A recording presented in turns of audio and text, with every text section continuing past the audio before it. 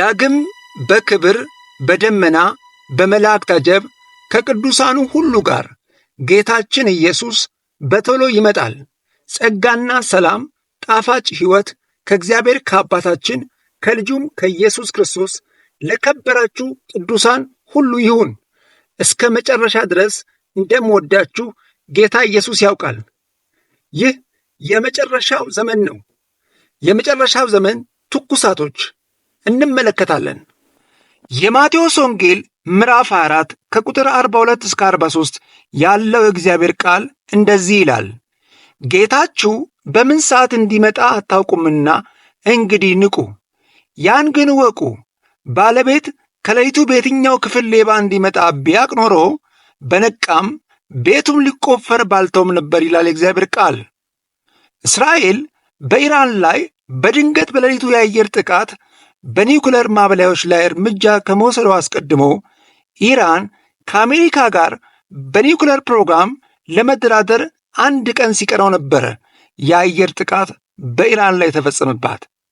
ኢራን ከአሜሪካ ጋር በድርድር ሐሳቡ ስለነበረች ከእስራኤል በዚህ ልክ ፍጥነት ጥቃት ይፈጸምብኛል ብላ አልጠበቀችም ነበር። በእርግጥ አሜሪካ ከኢራን ጋር በድርድር ውስጥ ብትሆንም ይህ ጥቃት በኢራን ላይ እንደሚፈጸም አሜሪካ ጠንቅቃ ታውቅ ነበር። ማሳሰቢያ፣ የመጨረሻው ዘመን ትኩሳቶችን ስንሰራ እኛ የማንም ወገን ሆነን አይደለም። ከእስራኤልም ሆነ ከኢራን አንዳች ሰው እንዲጠፋ ዓላማችን አይደለም። ምክንያቱም የሰው ልጅ የጠፋውን ሊፈልግና ሊያድን መጥቷል እንጂ አንዳቸውን ነጥሎ ሊያጠፋ አልመጣም። መጽሐፍ እንደሚል በእርሱ የሚያምን ሁሉ የዘላለም ሕይወት እንዲኖረው እንጂ እንዳይጠፋ እግዚአብሔር አንድያ ልጁን እስኪሰጥ ድረስ ዓለምን እንዲሁ ወዷልና ይላል የእግዚአብሔር ቃል በዮሐንስ ወንጌል 3:16። የማንም ወገን ሆነን አንዱን እንዲድን ሌላኛው ደግሞ እንዲጠፋ በፍጹም አንሰራም። ምክንያቱም የእግዚአብሔር ቃል ለጥፋት ሳይሆን ለማዳን ፈጥሮናልና።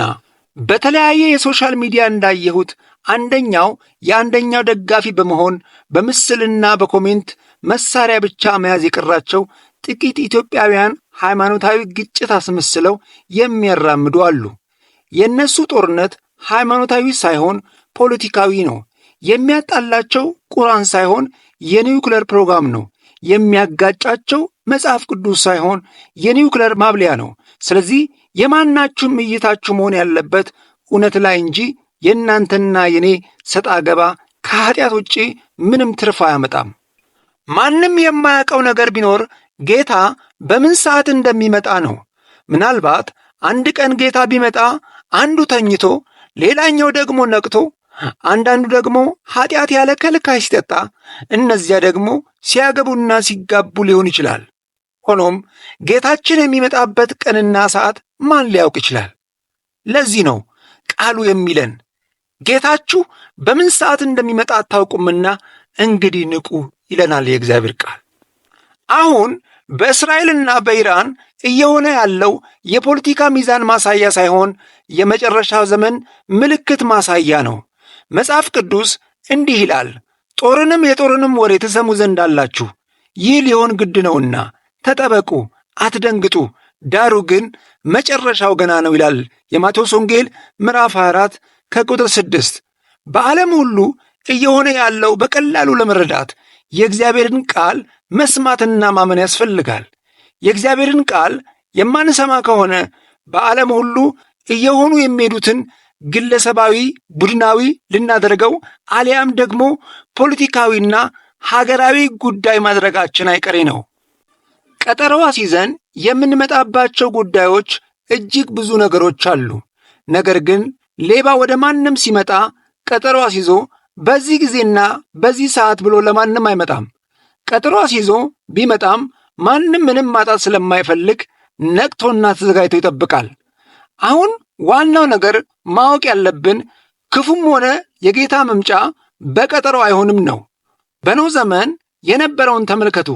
ኖህ ራሱ የጥፋት ውሃ እንደሚመጣ ያውቃል እንጂ ጥፋቱ በየትኛው ቀንና ጊዜ ዘመን እንደሚፈጸም አያውቅም ነበር። ኖህ እግዚአብሔር የነገረውን የጥፋት ውሃ ብቻ እንደሚመጣ አውቆ እግዚአብሔር አዘጋጅ ያለውን መርከብ ብቻ ያዘጋጅ ነበር። መጽሐፍ ቅዱስ በኢሳይያስ 63:4 እንደዚህ ይላል፣ የሚበቀልበት ቀን በልቤ ነውና የሚቤዥበትም ዓመት ደርሷልና ይላል የእግዚአብሔር ቃል።